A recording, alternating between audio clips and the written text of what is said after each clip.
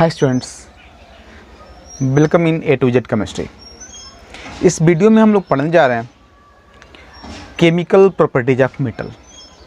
इसके पहले वाले वीडियो में भी हम लोग केमिकल प्रॉपर्टीज ऑफ मेटल पढ़े थे, जिसमें हम लोग कंप्लीट कर लेते हैं reaction of metal with oxygen, reaction of metal with water and reaction of metal with acids.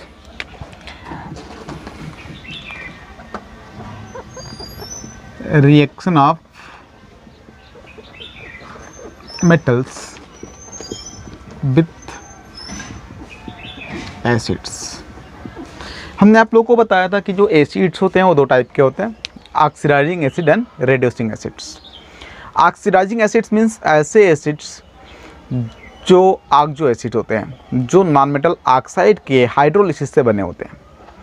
और रिड्यूसिंग एसिड्स मीन्स कोई भी नॉन मेटल हाइड्राइड जो एसिड की तरह से बिहेव कर रहा हो। तो जो रिड्यूसिंग एसिड होते हैं, जब उनके साथ कभी भी किसी मेटल का रिएक्शन होता है तो हाइड्रोजन गैस लिबरेट होता है। But in case of oxidising acid, देखिए जैसे हम एग्जांपल ले लेते हैं जिंक का। जिंक को अगर हम ट्रीट करते हैं HCl के साथ तो यहाँ से जिंक क्लोराइड बन जाएगा ZnCl2 और हाइड्रोजन गैस लिबरेट होगा। अगर हम जिंक को ट्रीट करते हैं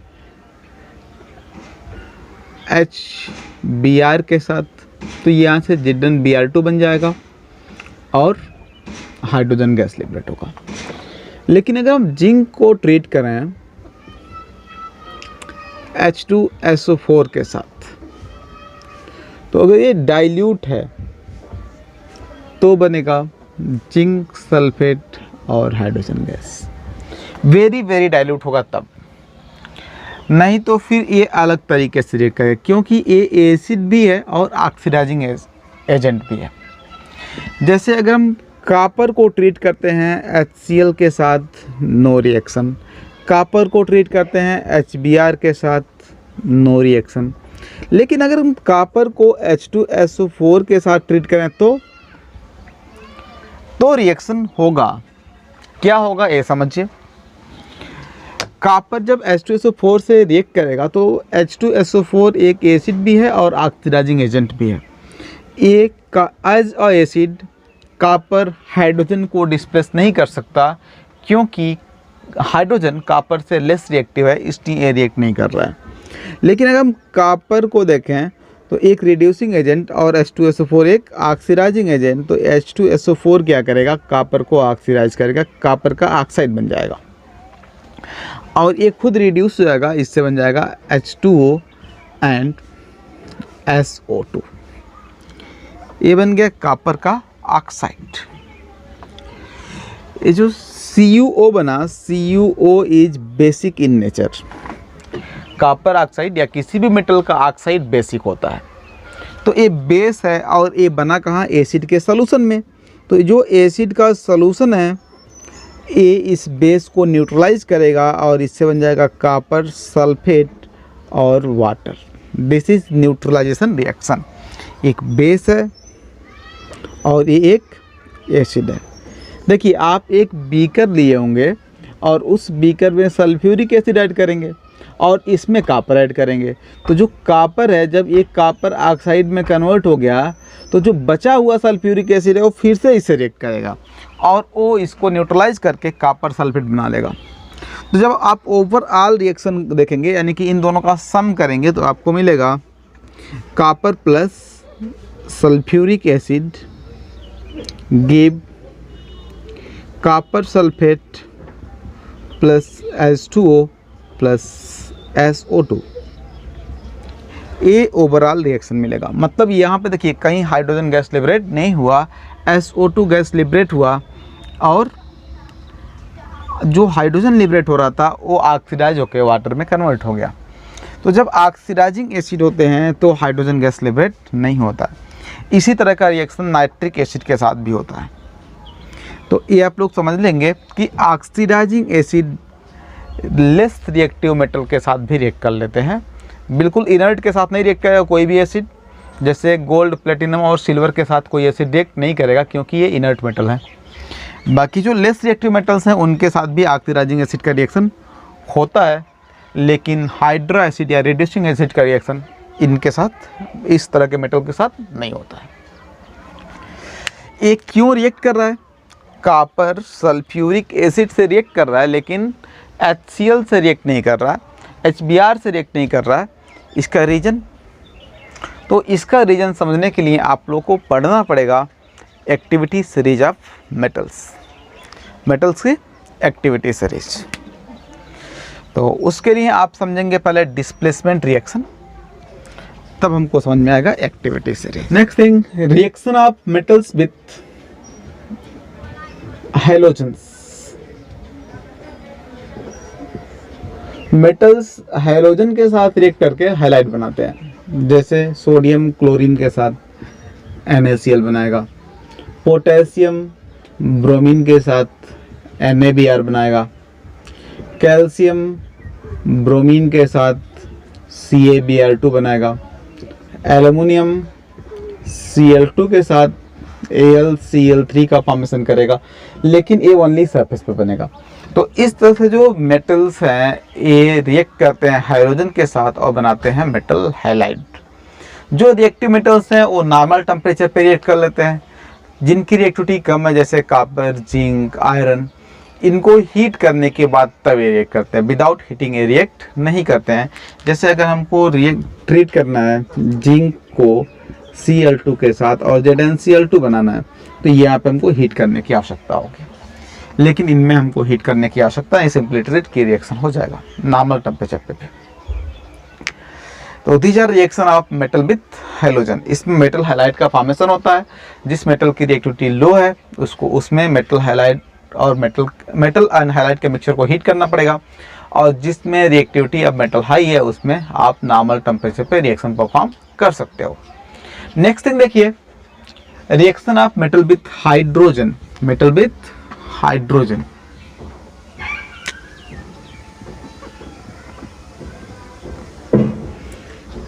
मेटल जब हाइड्रोजन के साथ रिएक्ट करते हैं तो मेटल हाइड्राइड बनाते हैं। जैसे सोडियम जब हाइड्रोजन से रिएक्ट करेगा तो इससे बनाएगा sodium hydride.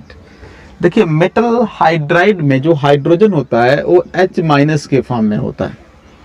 Hydrogen H-, H+ और H एटम के फॉर्म में एग्जिस्ट करता है और H2 मॉलिक्यूल के फॉर्म में। इस H एटम को कहते हैं हम हाइड्राइड आयन। हाइड्राइड, इसे हम कहते हैं हाइड्रोजन आयन। हाइड्रोजन आयन, ये हाइड्राइड आयन, और ये होता है nascent atom of hydrogen. Nascent atom of hydrogen, इसको हम स्क्वायर ब्रैकेट में लिखते हैं, और ये है हाइड्रोजन मॉलिक्यूल। हाइड्रोजन मॉलिक्यूल, ये जो हाइड्रोजन आयन है ये रियल में एग्जिस्ट नहीं करता है, ये H+ नेकेड प्रोटॉन है। आप देखो हाइड्रोजन का जो एटम है इसके पास न्यूक्लियस में एक प्रोटॉन और एटम के सेल में एक इलेक्ट्रॉन है। अगर आपने इलेक्ट्रॉन निकाल दिया तो बचा क्या? ओनली प्रोटॉन, और ओनली प्रोटॉन का कोई एग्जिस्टेंस नहीं है। सिंगल प्रोटॉन का न्यूक्लियस के बाहर कोई एग्जिस्टेंस नहीं है, तो ये सिंगल प्रोटॉन होता है H+, इसलिए इसका कोई एग्जिस्टेंस नहीं होता है, ये सोल्यूशन में एग्जिस्ट नहीं करता है। ये एग्जिस्ट करता है सोल्यूशन में अगर है तो वाटर से कंबाइन करके H3O+ के फॉर्म में, जिसे हम कहते हैं हाइड्रोनियम आयन। हाइड्रोनियम आयन, तो ये हो गया हाइड्रोजन का डिफरेंट फॉर्म में एग्जिस्टेंस। यहाँ पे जो हाइड्रोजन है ये हाइड्राइड आयन के फॉर्म में।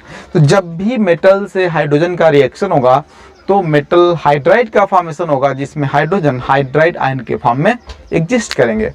जैसे ये सोडियम हाइड्राइड हो गया, कैल्शियम से आप ट्रीट करोगे कैल्शियम हाइड्राइड हो जाएगा। मैग्नीशियम के साथ रिएक्शन होगा तो मैग्नीशियम हाइड्राइड का फॉर्मेशन हो जाएगा MgH2। एल्युमिनियम के साथ रिएक्शन होगा तो एल्युमिनियम हाइड्राइड का फॉर्मेशन हो जाएगा AlH3। इस तरह से डिफरेंट मेटल हाइड्राइड का फॉर्मेशन होता है with the reaction of metal with hydrogen. अब यहाँ पे भी जो हाइड्रोजन है वो मेटल के साथ डिफरेंट कंडीशंस में रिएक्ट करता है। जो मेटल लेस रिएक्टिव हैं उनके साथ हाइड्रोजन को हीट करना पड़ता है, और जो मेटल हाईली रिएक्टिव हैं उनको ओनली हाइड्रोजन से ट्रीट करेंगे तो रिएक्शन प्रोसीड कर जाता है। तो these are all about reaction of metals with hydrogen.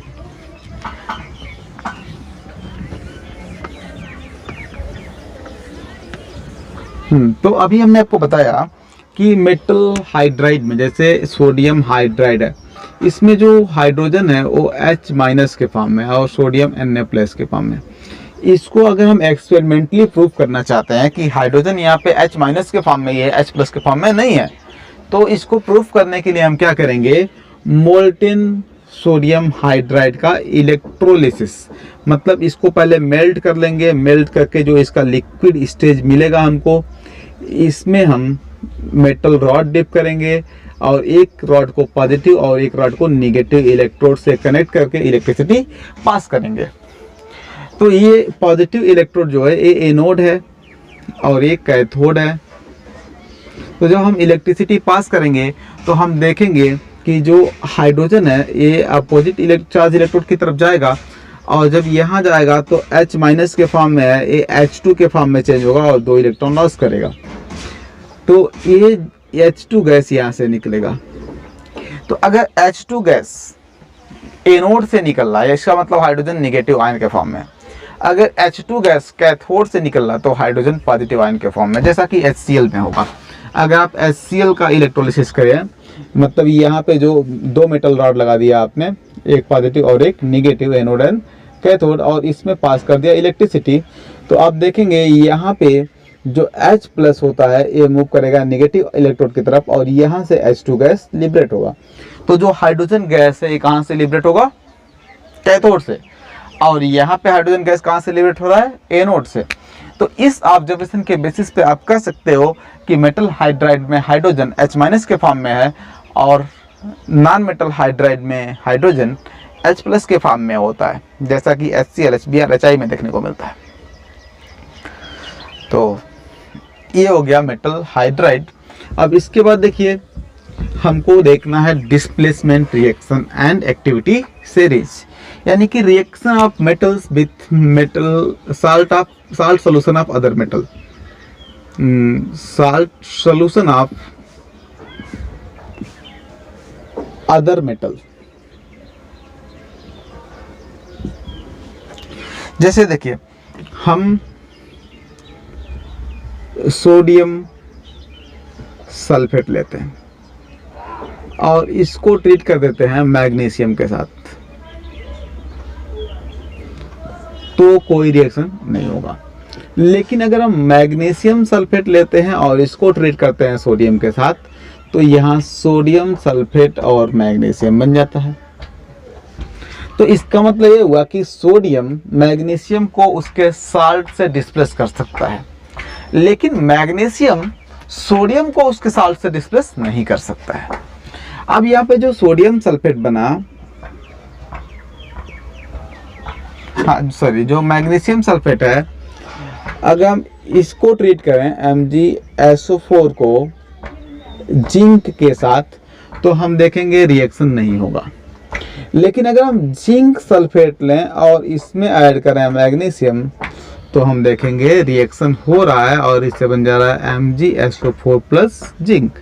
यानी कि फिर यहाँ से वही आप कंक्लूजन निकालोगे कि जिंक मैग्नीशियम को डिस्प्लेस नहीं कर सकता, लेकिन मैग्नीशियम जिंक को डिस्प्लेस कर सकता है। तो इसका मतलब ये होता है कि जो मेटल ज़्यादा रिएक्टिव है वो अपने से लेस रिएक्टिव मेटल को उसके साल्ट से डिस्प्लेस करता है। जैसे इस साल्ट में जिंक मेटल है और यहाँ से जिंक हट जाएगा तो मैग्नीशियम का साल्ट बन जाएगा, जैसे यहाँ पे बन गया। तो इस जिंक को हटा सकता है मैग्नीशियम, क्योंकि मैग्नीशियम जिंक से ज़्यादा रिएक्टिव है। लेकिन जिंक मैग्नीशियम को नहीं हटा पा रहा, इसका मतलब जिंक मैग्नीशियम से कम रिएक्टिव है। अब यहाँ पे जो जिंक सल्फेट बन रहा है, यहाँ से मैग्नीशियम इसको डिस्प्लेस कर रहा। अब देखो अगर हम जिंक सल्फेट को कॉपर के साथ ट्रीट करें, कॉपर के साथ, तो हम देखेंगे रिएक्शन नहीं हो रहा है। लेकिन अगर हम कॉपर सल्फेट को जिंक के साथ ट्रीट करते हैं तो हम देखेंगे रिएक्शन हो रहा है और यहाँ से बन जाएगा जिंक सल्फेट और कॉपर। यानी कि कॉपर जो है वो मैग्नीशियम जिंक से कम रिएक्टिव है और जिंक कॉपर से ज़्यादा रिएक्टिव है, क्योंकि जिंक कॉपर को डिस्प्लेस कर रहा है, कॉपर जिंक को डिस्प्लेस नहीं कर पा रहा। अब देखिए जो कॉपर, इस तरह के डिस्प्लेसमेंट रिएक्शन के कंपैरिजन के बेसिस पे हम जान सकते हैं कौन सा मेटल किस मेटल से ज़्यादा रिएक्टिव है। जो भी मेटल्स हैं, गिवन मेटल्स, इनमें से कौन ज़्यादा रिएक्टिव है, कौन कम रिएक्टिव है, इसके लिए हमको सभी मेटल चाहिए और उनके साल्ट चाहिए, और 1 बाई 1 करके हम सबको ट्रीट करेंगे एक दूसरे के साल्ट के साथ। तो इसके बेसिस पे जब रिएक्शन प्रोसीड करेगा तो ऑब्जर्व करके हम बता सकते हैं कि कौन सा मेटल ज़्यादा रिएक्टिव है, कौन सा मेटल कम रिएक्टिव है। जो डिस्प्लेस करेगा वो ज़्यादा रिएक्टिव है, जो डिस्प्लेस नहीं करेगा वो कम रिएक्टिव। जैसे यहाँ पे सोडियम सल्फेट को मैग्नीशियम से ट्रीट किया गया, मैग्नीशियम सोडियम को डिस्प्लेस नहीं कर पा रहा, यानी कि मैग्नीशियम सोडियम से कम रिएक्टिव है। फिर हम मैग्नीशियम सल्फेट को सोडियम से ट्रीट कर दिए, तो हम देख रहे हैं सोडियम मैग्नीशियम सल्फेट में से मैग्नीशियम को डिस्प्लेस कर दे रहा है, इसका मतलब सोडियम ज़्यादा रिएक्टिव, मैग्नीशियम कम रिएक्टिव हो गया। फिर हम देख रहे हैं मैग्नीशियम और जिंक को कंपेयर करते हैं, तो मैग्नीशियम सल्फेट में जिंक ऐड कर दिए, तो हम देख रहे हैं डिस्प्लेसमेंट रिएक्शन नहीं हो रहा है। फिर क्या कर रहे हैं हम, जिंक सल्फेट में मैग्नीशियम ऐड करके देख रहे हैं, तो हम देख रहे हैं डिस्प्लेसमेंट हो जा रहा था, इसका मतलब मैग्नीशियम जो है जिंक से ज़्यादा रिएक्टिव है और जिंक मैग्नीशियम से कम रिएक्टिव है। इस तरह से हम सभी मेटल्स की रिएक्टिविटी 1 बाई 1 कंपेयर कर सकते हैं, और कंपेयर करने के बाद जब इन सभी मेटल को इनके रिएक्टिविटी के डिक्रीजिंग ऑर्डर में अरेंज किया जाता है तो एक सीरीज ऑफ मेटल्स मिलता है हमको। इसी सीरीज को हम कहते हैं एक्टिविटी सीरीज और रिएक्टिविटी सीरीज ऑफ मेटल्स। तो जब इस तरह से हम मेटल्स को उनके रिएक्टिविटी के डिक्रीजिंग ऑर्डर में अरेंज करते हैं तो एक सीरीज ऑफ मेटल मिलता है in decreasing order of their reactivity. इसी सीरीज को हम कहते हैं रिएक्टिविटी सीरीज और एक्टिविटी सीरीज ऑफ मेटल्स। तो ये सीरीज है, ये बहुत प्रिमिटिव लेवल का है, मतलब बहुत कम मेटल्स इसमें इन्वॉल्व किए गए हैं। आप अगर बहुत लार्ज स्केल पे देखोगे तो सभी मेटल को इसमें अरेंज किया जा सकता है, कोई कहीं ना कहीं उसका प्लेस होगा, इसमें रिएक्टिविटी का ऑर्डर कहीं ना कहीं आएगा, लेकिन हमको 10th लेवल पे इतना ही चाहिए, तो आप इतने से ही आसानी से कर सकते हो 10th के क्वेश्चन को। अब यहाँ पे देखिए, ये हाइड्रोजन है जो मेटल नहीं है, जो मेटल्स हाइड्रोजन से ऊपर हैं वो हाइड्रोजन से ज़्यादा रिएक्टिव हैं, और जो मेटल्स हाइड्रोजन के नीचे हैं वो हाइड्रोजन से लेस रिएक्टिव हैं। जो मेटल हाइड्रोजन से लेस रिएक्टिव हैं वो मेटल्स हाइड्रोजन को डिस्प्लेस नहीं कर सकते फ्रॉम द एसिड, एंड जो मेटल हाइड्रोजन से मोर रिएक्टिव हैं वो मेटल हाइड्रोजन को डिस्प्लेस कर सकते हैं फ्रॉम एसिड। कैसे, देखिए, अगर हम HCl के साथ ट्रीट करते हैं सोडियम को तो हम देखेंगे NaCl और हाइड्रोजन गैस बन जाएगा, क्योंकि हाइड्रोजन जो है वो सोडियम से कम रिएक्टिव है, तो सोडियम हाइड्रोजन को डिस्प्लेस कर दिया। अगर हम H2SO4 लेते हैं और इससे सोडियम को ट्रीट करते हैं, फिर वही रिएक्शन होगा Na2SO4 और हाइड्रोजन गैस डिस्प्लेस हो जाएगा। अब देखिए, अगर हम ट्रीट करते हैं लेड को HCl के साथ तो हम देखेंगे PbCl2 मिलेगा हमको और हाइड्रोजन गैस लिबरेट हो जाएगा। लेकिन अगर हम कॉपर को ट्रीट करते हैं HCl के साथ तो हम देखेंगे कोई रिएक्शन पॉसिबल नहीं है, क्योंकि कॉपर जो है हाइड्रोजन से कम रिएक्टिव है, तो कॉपर हाइड्रोजन को डिस्प्लेस नहीं कर पाएगा। अगर हम मरकरी को ट्रीट करते हैं HCl के साथ तो भी रिएक्शन नहीं होगा, क्योंकि मरकरी जो है हाइड्रोजन से कम रिएक्टिव है, इसलिए मरकरी हाइड्रोजन को डिस्प्लेस नहीं कर पाएगा। तो ये जो हाइड्रोजन से नीचे जो भी एलिमेंट आते हैं जिनकी रिएक्टिविटी हाइड्रोजन से कम होती है वो डिस्प्लेस नहीं कर पाते हैं हाइड्रोजन को। लेकिन अभी हमने बताया था आपको कि ऑक्सो एसिड इनके साथ रिएक्शन करता है। कैसे करता है? क्योंकि यहाँ पे डिस्प्लेसमेंट रिएक्शन नहीं होता, यहाँ पे होता है ऑक्सीडेशन, यहाँ पे होता है oxidation and reduction. Sulphuric acid का रिडक्शन हो गया और कॉपर का ऑक्सीडेशन हो गया, और जो रिडक्शन ऑक्सीडेशन ऑफ कॉपर से जो मेटल ऑक्साइड बना इसका न्यूट्रलाइजेशन हो जाता है, और इसके न्यूट्रलाइजेशन से बन जाता है साल्ट एंड वाटर। तो ओवरऑल ये रिएक्शन डिस्प्लेसमेंट के जैसे ही दिखता है। अगर आप सम करके लिखते हो तो copper + 2 H2SO4 give CuSO4 plus H2O plus SO2। लेकिन ये रियल में डिस्प्लेसमेंट रिएक्शन नहीं है। ये रिएक्शन तभी प्रोसीड कर सकता है जब एसिड एक ऑक्सीडाइजिंग एसिड हो, और इन मेटल्स से रिड्यूसिंग एसिड रिएक्ट नहीं करते हैं, क्योंकि रिड्यूसिंग एसिड में जो हाइड्रोजन है वो डिस्प्लेसमेंट के थ्रू रिप्लेस होता है। लेकिन ऑक्सीडाइजिंग एसिड एक ऑक्सीडाइजिंग एजेंट की तरह से मेटल को ऑक्सीडाइज भी कर सकते हैं, तो ये ऑक्सीडाइज करके रिएक्ट करते हैं। तो okay, these are all about reaction of metals, chemical properties of metals. इसके बाद हम लोग नेक्स्ट वीडियो में पढ़ेंगे chemical properties of non metals.